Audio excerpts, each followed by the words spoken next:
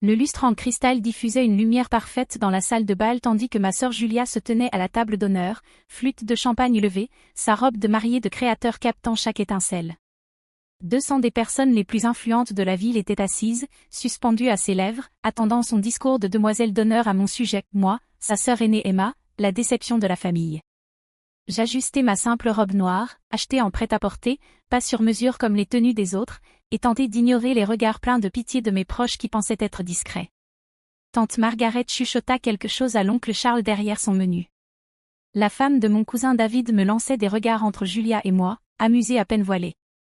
Tout le monde savait ce qui allait arriver. Julia préparait ce moment depuis des semaines, répétant son discours soi-disant affectueux mais honnête à propos de sa grande sœur en difficulté qui n'arrivait jamais à remettre sa vie sur les rails. S'il savait seulement. Je vérifiai discrètement mon téléphone. 20h47, l'embargo sur l'actualité serait levé à 21h précise. 13 minutes de plus à jouer le rôle de l'échec familial. 13 minutes avant que tout change. Avant de parler de mon magnifique nouveau mari, Marcus, commença Julia, sa voix parfaitement audible dans toute la salle, je veux dire quelque chose sur la famille, sur les leçons qu'on apprend les uns des autres. Ça y est, pensai-je, prenant une gorgée du champagne que je pouvais réellement me permettre, mais que je faisais mine de savourer comme un grand cru. Marcus Peton était assis à côté d'elle, incarnant parfaitement l'image du banquier d'investissement prospère qu'il était. Vieille richesse, vieille famille, ancien réseau, tout ce que mes parents avaient toujours rêvé pour leur fille. Tout ce qu'ils pensaient que je n'atteindrais jamais. Ma sœur Emma est ici ce soir, poursuivit Julia en se tournant vers moi avec un sourire de sœur parfaitement rodé, et j'ai tant appris en observant son parcours. L'attention de la salle se tourna vers moi. Je répondis par un sourire, jouant parfaitement mon rôle, celui de la grande sœur bienveillante qui n'avait jamais réussi à trouver la voie du succès. Emma m'a appris qu'il faut parfois essayer de nombreux chemins avant de trouver le bon. Elle a fait tant de métiers différents, vécu dans tant de petits appartements, connu tant d'échecs dans ses projets d'entreprise. Des murmures de compréhension compatissante traversèrent la foule. Pauvre Emma, toujours à la recherche d'elle-même à 32 ans. Actuellement, elle travaille en tant que consultante freelance, dit Julia, comme si c'était un euphémisme pour « chômeuse », elle vit dans ce petit studio douillet au centre-ville, conduit sa fidèle vieille Honda, et continue de croire qu'un jour elle percera grâce à l'une de ses idées de start-up. D'autres hochements de tête pleins de compassion. L'oncle Charles secoua même tristement la tête. Ce qu'ils ignoraient, c'est que mon petit studio douillet était en réalité un penthouse que je possédais dans un immeuble que j'avais acheté via une société écran. Que ma vieille Honda fidèle était un choix stratégique pour maintenir ma couverture, tandis que ma véritable collection de voitures était entreposée dans un garage privé de l'autre côté de la ville. Que mes échecs de start-up étaient en réalité des acquisitions stratégiques bâties dans une perspective bien plus ambitieuse. Mais vous savez ce que j'ai vraiment appris d'Emma ? La voix de Julia prit un ton plus assuré. J'ai appris ce qu'il ne faut pas faire. J'ai compris l'importance d'avoir des objectifs réalistes, de faire des choix pratiques, de ne pas courir après des rêves impossibles. La salle était captivée. Voici Julia, belle, brillante, mariée à l'homme parfait, partageant sa sagesse tirée de l'exemple de sa sœur ratée. Emma, j'espère qu'être ici ce soir, voir ce qu'est le vrai succès, ce qu'une relation stable bâtie sur des valeurs communes peut accomplir, t'inspirera à enfin abandonner tes fantasmes et à embrasser la réalité. Elle leva sa flûte de champagne plus haut encore. À ma sœur Emma, qui n'a jamais appris ce qu'était le succès, peut-être que le mariage lui apprendra ce qu'elle n'a pas su comprendre toute seule. La foule commença à lever les verres, prête à porter un toast à mon prétendu éveil. Je levai le mien aussi, le sourire parfaitement en place. Mais alors, quelque chose se produisit que Julia n'avait pas prévu. Les grands écrans de télévision disséminés dans la salle de bal, qui diffusaient jusque-là un diaporama de photos de mariage, vacillèrent soudainement. Le système automatique d'actualité de l'hôtel, programmé pour interrompre en cas d'alerte, venait d'être déclenché. Dernière minute, annonça la présentatrice, sa voix perçant le brouhaha de la salle. Nous interrompons notre programme pour une information en cours. Une femme locale devient la plus jeune milliardaire de l'histoire de l'État. La flûte de champagne de Julia resta figée à mi-chemin de ses lèvres. Un silence total s'installa alors que 200 têtes se tournaient vers les écrans. Emma Rodriguez, 32 ans, du centre-ville de Chicago, a été révélée comme la fondatrice et PDG anonyme de Quantum Dynamics, l'entreprise d'intelligence artificielle récemment acquise par le géant technologique Meridian Corp pour 4,7 milliards de dollars. Ma photo s'afficha sur les écrans, pas un simple selfie issu de mes réseaux sociaux, mais un portrait professionnel que j'avais fait quelques mois plus tôt pour l'article de Forbes prévu pour demain. Rodriguez a discrètement bâti l'entreprise au cours des 5 dernières années, tout en maintenant un profil public très discret. Des sources proches du dossier indiquent qu'elle empochera personnellement environ 3,2 milliards de dollars grâce à la vente, faisant d'elle la plus jeune femme milliardaire de l'histoire de l'État. Le silence dans la salle de bal était assourdissant. On entendait le souffle de la climatisation, au loin le bruit de la vaisselle que les employés de cuisine ramassaient, et un tintement de bijoux quand quelqu'un tourna la tête vers moi. La bouche de Julia était grande ouverte. Marcus avait l'air d'avoir reçu une gifle. Quant à mes parents, assis à la table familiale, ils semblaient avoir du mal à respirer. Quantum Dynamics a révolutionné les algorithmes d'apprentissage machine pour la modélisation financière, poursuivit la présentatrice. Les systèmes d'IA de l'entreprise sont actuellement utilisés par les plus grandes banques et sociétés d'investissement dans le monde, notamment. La liste comprenait le cabinet Men de Marcus, Peuton & Associates. Je vis la couleur quitter son visage lorsqu'il comprit que l'actif technologique le plus précieux de son entreprise avait été créé par sa nouvelle belle-sœur, celle qu'ils avaient tous pris en pitié.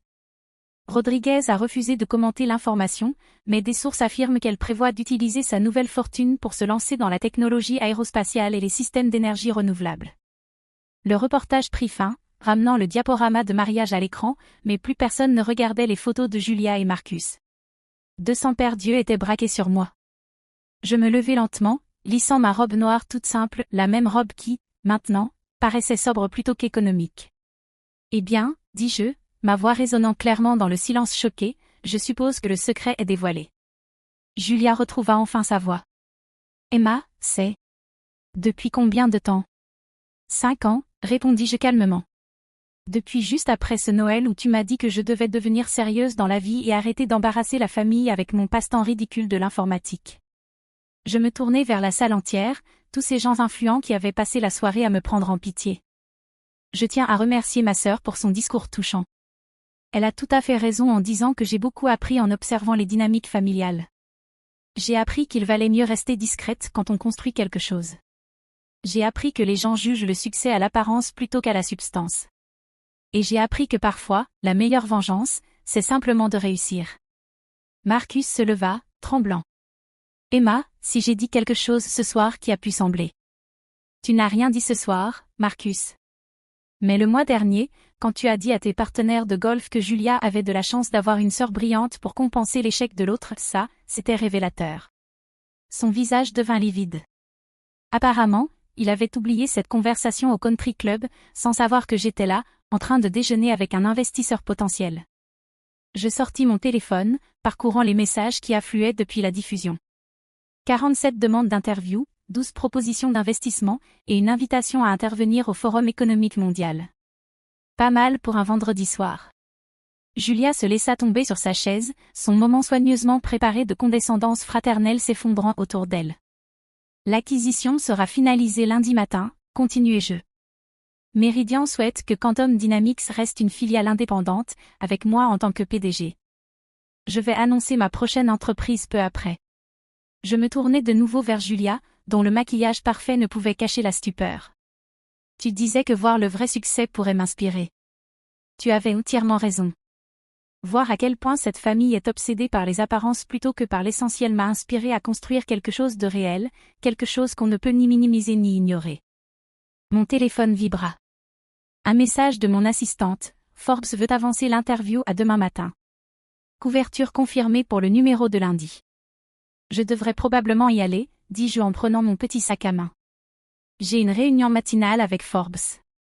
Apparemment, il est question d'une histoire de couverture. Je me penchai pour embrasser Julia sur la joue, baissant la voix pour que seule elle puisse m'entendre.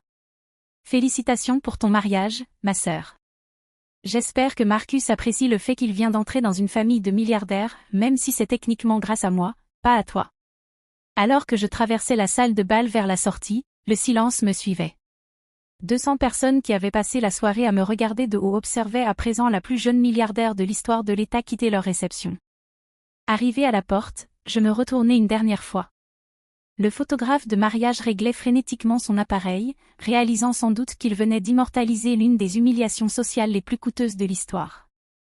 Oh, et Julia, lancai-je à travers la pièce, ce petit studio douillet dont tu as parlé? Je possède l'immeuble, les 47 étages. Considère ça comme un cadeau de mariage. Continue à réfléchir à la différence entre objectifs réalistes et rêves impossibles. Le lendemain matin, j'étais assise dans mon véritable bureau, au 45e étage de la Meridian Tower, relisant les questions de l'interview de Forbes pendant que mon assistante m'apportait mon café, la même marque que je buvais depuis des années, à l'époque où tout le monde pensait que je ne pouvais pas m'offrir mieux. Mon téléphone n'avait pas cessé de vibrer depuis la parution de la nouvelle. Des membres de la famille, d'anciens amis, des relations professionnelles, tous soudainement très désireux de renouer. J'en avais ignoré la plupart, mais un message me fit sourire. Il venait de Dr Sarah Kim, ma professeure d'informatique à l'université, celle qui m'avait encouragée à poursuivre mes recherches en IA quand tout le monde trouvait cela trop théorique. J'ai vu la nouvelle. Tu te souviens quand tu m'as demandé si un jour quelqu'un prendrait tes idées impossibles au sérieux? Je crois que tu as ta réponse. Fier de toi. Dr Kim. J'étais en train de rédiger ma réponse quand mon assistante frappa à la porte. Madame Rodriguez, une Julia Peton est ici pour vous voir. Elle dit être votre sœur. Je regardai ma montre. 10h30. Julia avait probablement passé la nuit à réfléchir à comment tourner la situation à son avantage, à comment se positionner comme la sœur bienveillante qui avait toujours cru en moi. Faites-la entrer. Julia entra, parfaitement apprêtée malgré le drame de la veille. Sa tenue de créatrice était sobre mais clairement coûteuse, son maquillage impeccable, son sourire soigneusement étudié. Emma, j'espère que je ne te dérange pas. Je lui fis signe de s'asseoir sur la chaise en face de mon bureau, le même bureau depuis lequel j'avais pris les décisions qui avaient bâti une entreprise valant des milliards, pendant que ma famille pensait que je galérais. Je suis juste en train de passer en revue quelques propositions de rachat. Que puis-je faire pour toi? Elle s'assit avec précaution, serrant son sac à main contre elle comme un bouclier. Je voulais m'excuser pour hier soir. Le discours était censé être motivant, pas blessant. Je scrutais son visage, cherchant un réel regret derrière le vernis soigné. Motivant. Je pensais que si je te montrais à quoi ressemblait la stabilité, ce que le succès conventionnel pouvait accomplir, ça t'inspirerait à suivre une voie plus traditionnelle. Et voilà. Même maintenant, même après tout ça, elle croyait encore être la sœur à succès donnant des conseils à celle qui galérait. Julia, laisse-moi te poser une question. Tu sais combien Marcus gagne chez Peton & Associates? Elle se redressa fièrement. C'est l'un de leurs meilleurs éléments. Presque un demi-million l'année dernière. J'affichais un document sur mon écran. Peton & Associates a payé 847 millions de dollars à Quantum Dynamics en droit de licence ces 3 dernières années. En gros, toute l'entreprise de Marcus fonctionne grâce à la technologie que j'ai créée. Son sourire vacilla légèrement. Ton mariage d'hier soir a coûté environ 300 000 dollars. Marcus a dit au club de golf que c'était son cadeau pour toi, la preuve de sa réussite. Ce qu'il n'a pas précisé, c'est que le traiteur, le lieu de réception et le fleuriste sont tous des filiales de sociétés que je possède à travers divers véhicules d'investissement. Cette fois, son sourire trembla nettement. Donc, quand tu t'es levé hier soir pour m'expliquer ce qu'est le vrai succès, tu finançais essentiellement ta leçon avec mon argent. Le masque parfaitement maîtrisé de Julia se fissura enfin. Emma, je ne savais pas. Comment aurais-je pu savoir?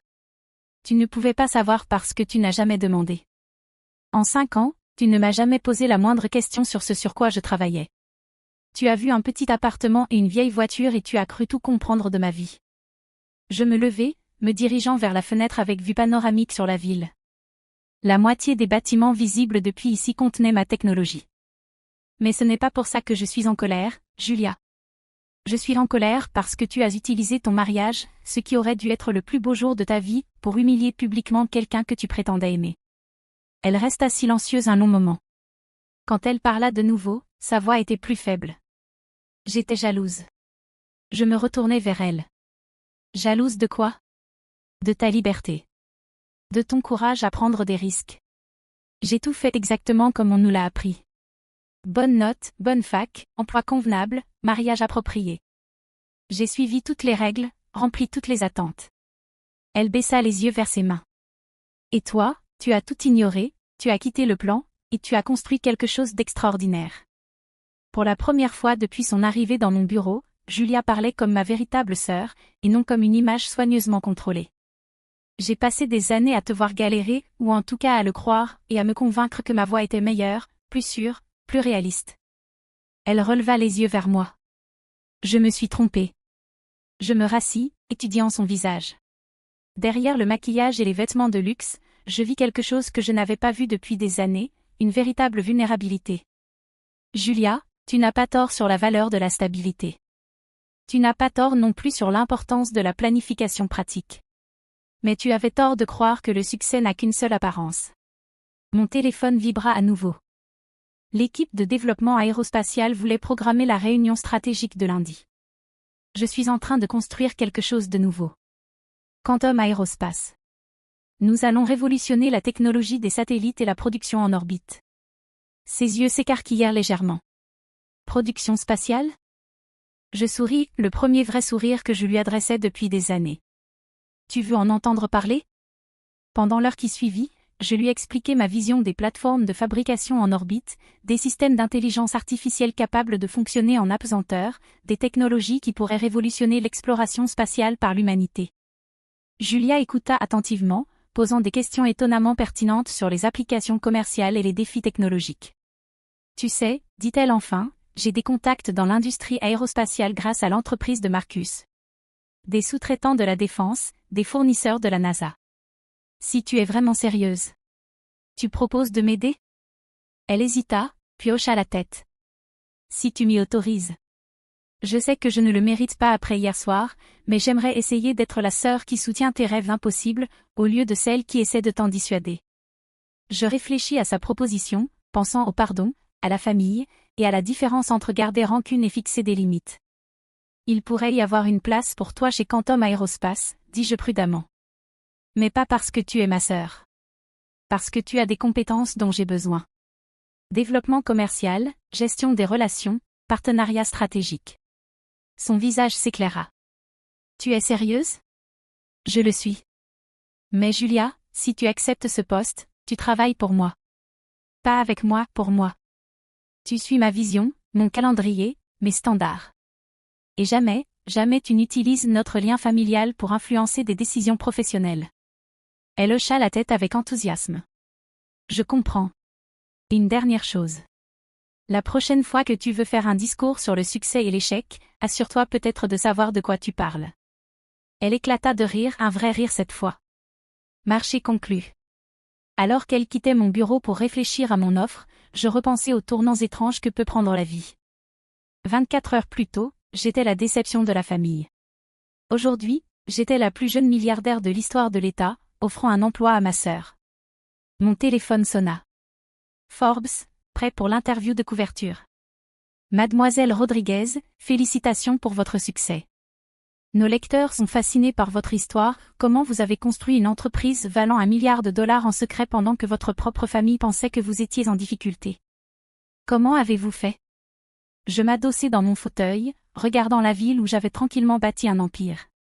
C'est simple, dis-je. J'ai compris que réussir, ce n'est pas prouver quelque chose aux autres. C'est construire quelque chose qui a du sens, que les gens le comprennent ou non. Et quelle est la prochaine étape pour Emma Rodriguez ? Je souris, pensant aux plateformes de fabrication en orbite, et à la sœur qui pourrait m'aider à les construire. Le ciel n'est plus la limite, répondis-je. Ce n'est que le début. La couverture de Forbes parut le lundi suivant, avec le titre. La milliardaire d'accent grave côté, comment Emma Rodriguez a bâti un empire de l'IA en pleine lumière. L'article retraçait mes 5 années de parcours, de membre rejeté de la famille à leader de l'industrie technologique. Mais la véritable histoire ne se trouvait pas dans le magazine. Elle était dans le message que je reçus cet après-midi-là, de la part de Julia. Premier jour chez Quantum Aérospace demain. Merci pour cette seconde chance. Construisons ensemble quelque chose d'impossible. Parfois, la meilleure revanche n'est pas une revanche. Parfois, c'est donner aux gens la possibilité de devenir meilleurs qu'ils ne l'étaient quand ils vous ont sous-estimé. Et parfois, si vous avez beaucoup de chance, ils la saisissent.